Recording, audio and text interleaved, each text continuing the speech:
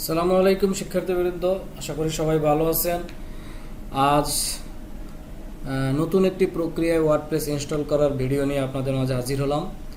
গত ভিডিওতে আমরা দেখছিলাম কিভাবে ওয়ার্ডপ্রেস ইনস্টল করা যায়। আজকে নতুন একটি প্রক্রিয়ায় নতুন একটি পদ্ধতিতে ওয়ার্ডপ্রেস ইনস্টল করা শেখাবো। এটা অবশ্যই নতুনদের জন্য, অনেকেই এই পদ্ধতিটা জানেন। তারপরে আমরা যেহেতু একটি সিরিজ করতে যাচ্ছি, সেই জন্য আমি এই ভিডিওটি আজকে করতেছি। তো আপনারা জানেন ওয়ার্ডপ্রেস ইনস্টল করতে হলে আমাদেরকে অবশ্যই আগে ওয়ার্ডপ্রেস ডাউনলোড করে নিতে হবে। তো এই জন্য আমি আমার ব্রাউজারে গিয়ে শুধু ওয়ার্ডপ্রেস ডাউনলোড এটা লিখলেই হচ্ছে আমি যে লিঙ্কটি পাবো, এই লিঙ্ক থেকে ওয়ার্ডপ্রেসটি আমরা ডাউনলোড করে নেব। তো এটি আপনারা সবাই আগে থেকেই জানেন। আমি খুব দ্রুত সময়ের ভিতরে ওয়ার্ডপ্রেসটি এখান থেকে ডাউনলোড করে নিলাম। ডাউনলোড করে এটাকে আমি এখান থেকে হচ্ছে আনজিপ করে নিলাম, আর কি এক্সট্রাক্ট করে নিলাম। নিয়ে হচ্ছে আমার যে ফাইলটি আছে, যে ওয়ার্ডপ্রেস ফাইলটি আমাকে দিবে, এটাকে আমাদের জ্যাম্পের ভিতরে রাখতে হবে। মানে আমাদের অ্যাপাচি সার্ভারের ভিতরে htdocs ফোল্ডারের ভিতরে এটাকে আমাদের নিয়ে যেতে হবে। তো আমি হচ্ছে এটাকে নিয়ে গেলাম। এখানে আমার জ্যাম্পের ভিতরে হচ্ছে লোকাল হোস্টের ভিতরে জ্যাম্পের ভিতরে htdocs-এর ভিতরে আমি হচ্ছে আমার প্রজেক্টটি রাখলাম। এখানে রাখার পরে আমি চাইলে আমার প্রয়োজন মতো আমি এখানে আমার ফাইলটির নাম দিয়ে দিতে পারি। আমি নামটি দিলাম হচ্ছে মাই ডাব্লিউপি নামে আমি আমার এই প্রজেক্টের নামটি রাখলাম। এখন আপনারা যদি এটাকে একটু চেক করতে চান, আমি চেক করে আসি। লোকাল হোস্ট /my wp এটা দিয়ে যদি আমি এন্টার দিই, তাহলে আমি আমার প্রজেক্টটি দেখতে পারবো। আমরা বুঝতে পারবো যে আমাদের এতটুকু কাজ ঠিকঠাকভাবে হয়েছে, এবং আগে যেভাবে আমরা ইনস্টল করছিলাম সেভাবেই কিন্তু আজকে আমরা এই পর্যন্ত আসলাম। তো ভিন্ন প্রক্রিয়াটা কি? আসলে ভিন্ন প্রক্রিয়াটি হচ্ছে, দেখেন আমরা যদি এখান থেকে সামনে যাই, কন্টিনিউ করার পরে যে কাজগুলো আমরা এখান থেকে করতাম, সেই কাজগুলো এখন আমরা একটু ভিন্ন হতে করবো। আমরা আসলে কোডের মধ্যে দিয়ে এই কাজটি করে নিয়ে আসব। তো এখন হচ্ছে আমরা যেটা করব, আমাদের যে ডাটাবেস লাগবে সেই ডাটাবেসটি তো আমাদের ক্রিয়েট করতে হবে। ডাটাবেসটিও কোডের মাধ্যমে ক্রিয়েট করা যায়, তো সেটা একটু অ্যাডভান্স লেভেল হয়ে যায়, নতুনদের জন্য এটা একটু কষ্টকর। তো সুতরাং আমি সেভাবে না করে আমি নিজে ম্যানুয়ালি হচ্ছে ডাটাবেসটি ক্রিয়েট করে নেই। তো আমি লোকাল হোস্ট /phpMyAdmin-এ গিয়ে আমি এখানে হচ্ছে একটি ডাটাবেস ক্রিয়েট করি। তো আমি ধরেন হচ্ছে ক্রিয়েট করলাম হচ্ছে মাই ডাব্লিউপি, বা আমার এই প্রজেক্টের নামটাতেই দিলাম। নাম দিয়েই হচ্ছে আমি যে কোনো নাম দিয়েই আপনি হচ্ছে ডাটাবেসের নাম ক্রিয়েট করতে পারবেন। তবে তারপরেও কিছু প্রক্রিয়া আছে, সেগুলো আপনারা আস্তে আস্তে জানতে পারবেন। তার ভিতরে যেমন হচ্ছে ডাটাবেসের নামের সাথে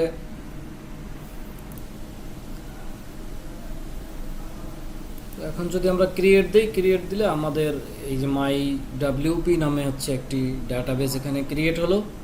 তো এখন আমরা যেটা করব, আমাদের এই পর্যন্ত আগের মতোই আছে আমাদের প্রজেক্টটি, আগের প্রক্রিয়ায় যেভাবে আমরা ইনস্টল করছিলাম সেভাবেই আছে।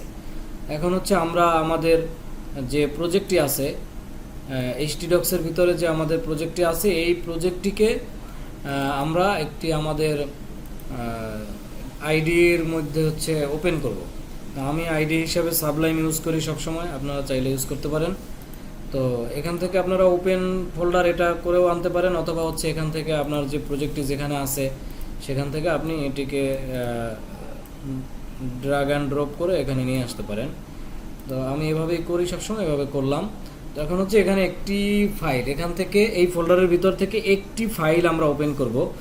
যেমন হচ্ছে আছে কি দেখেন, wp-config-sample।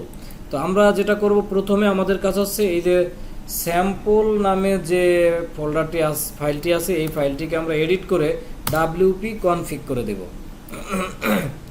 তো দেখেন আমরা যখন এটিকে এডিট করে ফেললাম, তারপরে এটার ভিতরে কয়েক লাইন কোড আছে, অল্প কিছু কোড আছে। আমরা সব কোডগুলোতে আমরা কিছুই করব না, আমরা শুধুমাত্র এই 3টি লাইনে আমরা একটু কাজ করে দেব। এখানে আপনারা দেখলেই বুঝতে পারবেন আসলে কোড এই কোডগুলো তেমন কঠিন কিছু না, এখানে সব কিছু করাই আছে। আমরা শুধু যে কাজটা আমরা ম্যানুয়ালি করতাম সেই কাজটি এখন একটু আমরা কোডের ভিতরে বলে দেবো, জাস্ট এটাই একটা প্রসেস।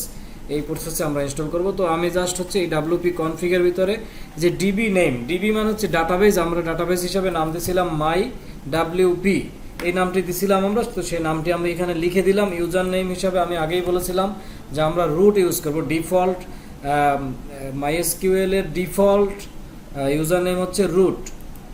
আর পাসওয়ার্ড হিসাবে তো আমি কোনো পাসওয়ার্ড সেট যেহেতু করি নাই, সেহেতু আমি এটা ব্ল্যাঙ্ক রেখে দিলাম।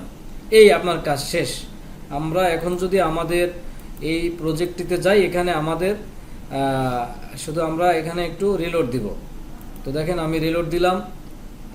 রিলোড দিলে আমাদেরকে বলতেছে যে wp-config-sample এই ফাইলটি সে পাচ্ছে না, সরি বলতেছে, এটা সে পাচ্ছে না। তো আমরা দেখি যে আমাদের কোনো মিস্টেক আছে কিনা, কোনো ভুল আছে কিনা। তো দেখেন এখন আবার কিন্তু সে বলতেছে যে না ঠিক আছে, আমি চাইলে ইনস্টল করতে পারি। তো আমি ঠিক আছে কন্টিনিউ দিলাম। দেখেন কন্টিনিউ দেওয়ার পরে যেটা হয়েছে, আমরা কিন্তু একটি ধাপ, ফুল 2টি ধাপ কমপ্লিট করে আমাদেরকে একেবারে ওয়ার্ডপ্রেসের যেখান থেকে আমরা ইনস্টল করি, আমাদের ওয়ার্ডপ্রেসের ড্যাশবোর্ডের ইউজার নেম পাসওয়ার্ড দেয়া পর্যন্ত হচ্ছে আমাদেরকে নিয়ে গেছে। এখান থেকে আমরা সেট করতে পারবো হচ্ছে আমার ড্যাশবোর্ডের, আমার অ্যাডমিন ড্যাশবোর্ডের ইনফরমেশনটা আমি এখান থেকে আপডেট করতে বলতেছে। এটা জাস্ট এখান থেকে আমি আপডেট দিয়ে দিলেই হচ্ছে আমার কাজটি শেষ হয়ে যাবে। এটা একটি প্রসেস। এই প্রসেসেও আপনার জেনে রাখতে হবে যে এভাবেও হচ্ছে আমরা ওয়ার্ডপ্রেসটি বেসিকভাবে প্রাথমিকভাবে ইনস্টল করে রাখতে পারি। তো আমি ধরেন এখানে নাম দিলাম, আমার প্রজেক্টের নামটি আমি এখানে দিয়ে দিলাম। দিয়ে আমি যদি এখানে আমার একটি ইউজার নেম দেই, ইউজার নেম দিলাম হচ্ছে ধরেন অ্যাডমিন, পাসওয়ার্ড দিলাম মনে করেন অ্যাডমিন, দিয়ে আমি নর্মালি জাস্ট হচ্ছে আমি এটা দিয়ে আমি ইনস্টল করে দিলাম। দিলাম হচ্ছে অ্যাডমিন অ্যাট। তো আপনারা যখন এটি হোস্টিংয়ে আপডেট করবেন তখন অবশ্যই আপনার যেটি অ্যাক্টিভ ইমেইল সেটি আপনি এখানে দিয়ে ইনস্টল ওয়ার্ডপ্রেসে দিলে আপনার প্রজেক্টটি এভাবে ইনস্টল হয়ে যাবে। তো এটি আমরা আজকে দেখলাম। এখান থেকে আমরা এখন লগ ইন করবো। তো দেখেন আমরা হচ্ছে যে ইমেইলটি দিছিলাম, আমরা সেই ইমেইলটি এখানে লিখে আমরা লগ ইন করে ফেলবো। আমার ছিল পাসওয়ার্ড ছিল হচ্ছে অ্যাডমিন, আমি দিয়ে যদি এখানে লগ ইনে এন্টার করলাম, আমাকে কিন্তু ওয়েলকাম টু ওয়ার্ডপ্রেস আমাকে আমার ড্যাশবোর্ডে নিয়ে গেছে। তো শিক্ষার্থীরা দেখেন আমরা আগে একভাবে ওয়ার্ডপ্রেস ইনস্টল করছিলাম, এখন আর একভাবে ওয়ার্ডপ্রেস ইনস্টল করছিলাম। তো নেক্সট কোনো এক ভিডিওতে আমি আবার দেখাবো কিভাবে আমরা হোস্টিং কেনার পরে cPanel-এ হচ্ছে ওয়ার্ডপ্রেস ইনস্টল করে। এবং আবার ওয়ার্ডপ্রেসের দেখেন এই যে 6.0 এই ভার্সনটি এখন লাইভ আছে, আবার দেখা গেছে 6.01 আসবে। হ্যাঁ, এরকম করে ওয়ার্ডপ্রেস ব্যাপক আপডেট হয়ে 6 পর্যন্ত আসছে। তো এরকম করে আবার কিভাবে আপডেট করতে হয় সেটিও কোনো একটা ভিডিওতে আমি দেখিয়ে দেব। তো আজকে এই পর্যন্তই। নেক্সট পরবর্তী ভিডিওতে আমরা হচ্ছে এখান থেকে প্রত্যেকটি মেনু সম্পর্কে ধরে ধরে ইনশাল্লাহ আলোচনা করব। সেই পর্যন্ত আপনারা ভালো থাকবেন, সুস্থ থাকবেন। ধন্যবাদ।